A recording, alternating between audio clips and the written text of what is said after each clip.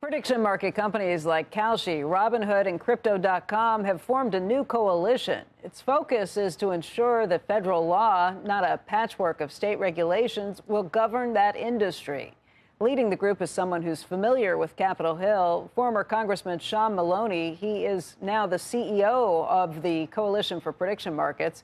We want to point out that CNBC does have a data sponsorship with Kalshi. But Sean, thank you for being with us today. Let's talk about your joining at this moment in time. It's a pretty big move for an industry that I think feels like it is under attack. Well, thanks for having me on, and thanks for pointing out that CNBC uses Kalshi data. I mean, you know, one of the things that's amazing about prediction markets is that Donald Trump could tell you that prediction markets predicted his election when the polls didn't, and Zohran Mamdani in New York City is a big fan and brags about his Kalshi odds. So what we know is that these markets have excited Americans. Millions of Americans find them useful. And there's a really interesting policy conversation going on, and I want to be part of it. Lobbying groups typically are pretty low key. They just say they're there for the promotion of the industry. If you go to the website for you all, though, on the very front page, it says the framework, the federal framework that you all operate under, is under attack by state casino regulators seeking to block consumer access and extend their own authority. That is your #1 mission right now, and it sounds like this is a critical time, you think. Well, look, this is a derivatives market, and it's federally regulated by the CFTC. We think that's the best system, and we know that because we've got a century of experience on this. I've served on that committee in Congress. I ran a derivatives software risk management company at an earlier part of my career. We want strong federal regulation by the CFTC, so there are clear rules and clear protections, and we have the types of things like bans on insider trading and know your customer rules and money laundering protections, just like we do in other markets. And we don't have a race to the bottom in these state-by-state, more easily influenced venues. And we know there are people out there who don't like that, but, you know, they have an economic reason to feel that way. And we just want to be part of the conversation because we think that millions of Americans every day, and I'm sure a lot of folks watch the show, love prediction markets, find them useful tools in their lives, and we think it should be federally regulated, and that's the point of the coalition. All right, Sean, let's talk a little bit about Polymarket and this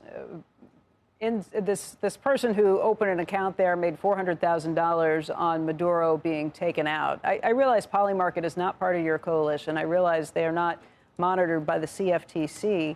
But what do you say as an industry organization looking at all of this to try and reassure people that there aren't insiders who are trading on these things, that you are watching this closely? How do you address that issue?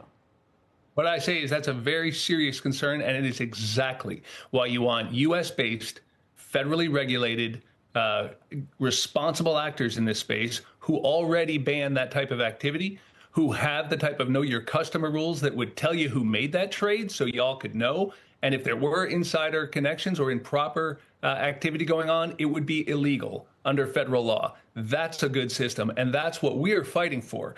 You're right, that trade happened on a platform and an entity that's not part of this coalition, and it's for a reason. It's because we represent the folks who are here in the U.S., playing by the rules, and we think that's the best way to go. So there have been people who have wondered in the media, is Polymarket going to join your coalition? It sounds like they're not welcome. Well, look, I mean, I think that what you're seeing in the space right now is you're seeing a lot of companies decide that the model of federal regulation as a U.S.-based platform makes the most sense. So I think you'll see a convergence around that. And it's important that we encourage it because we don't want to push folks who are using prediction markets to offshore platforms where there are not the protections we have under U.S. law. We want good, clean markets, just like we have in other contexts. It's an evolving asset class, and we want it done the right way. And so what you'll see, if we get the policy right, is you'll see it converge around the healthiest form of activity that's here in the U.S., well regulated at the federal level. The American Gaming Association, which is a casino and sports betting coalition and lobbying organization, has launched this kind of attack on what's happening with some of the very prediction markets you're talking about. It's caused a falling out with Fanatics, FanDuel, and others. I think DraftKings, all three of them have quit recently over that issue. What do you think of what the American Gaming Association is doing? Well, look, I mean, they have a business to protect, and they're trying to stick up for their model. But look, this is much bigger than that. You have 45% of Americans, I think, under 50 who are now using prediction markets, or it's millions of folks. And the fact is that it's much bigger than the traditional old gambling model. It's not gambling at all. These are event contracts traded on federally regulated derivatives exchanges. There are attacks coming from people who see this as a threat to their business. You know, that's not a surprise. But the fact is that millions of Americans love prediction markets. They find them useful in their lives for all kinds of reasons. They can trade on their expertise in ways that they find really meaningful. And the fact is that these are derivative contracts that are federally regulated by the CFTC. And there'll be room for casinos in the future. There'll be room for sports books. But the fact is that this is a different type of asset class that deserves good federal regulation.